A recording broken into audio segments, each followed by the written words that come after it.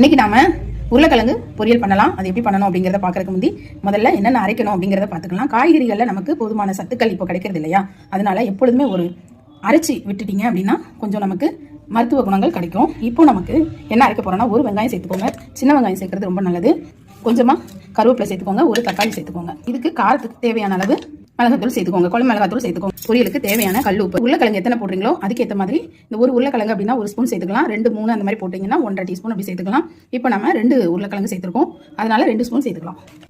இதை நம்ம அரைச்சிட்டு வந்துடலாம். எண்ணெய் நல்லா காஞ்சிருக்கு. நம்ம கடுகு சேர்த்துடலாம். கொஞ்சமாக உளுந்து சேர்த்துலாம். இதில் நசுக்குனா பூண்டு பல் சேர்த்துக்கலாம். கருவேப்பிலை சேர்த்துக்கலாம். டிவி நறுக்குனா உருளைக்கிழங்கு சேர்த்துக்கலாம். இது நல்லா வேகட்டும், மூடி போடலாம். இப்போ உருளைக்கிழங்கு நல்லா வெந்திருக்கு. இதில் நாம இந்த கலவையை சேர்த்துக்கலாம். நல்லா இதை ஃப்ரை பண்ணிக்கலாம்.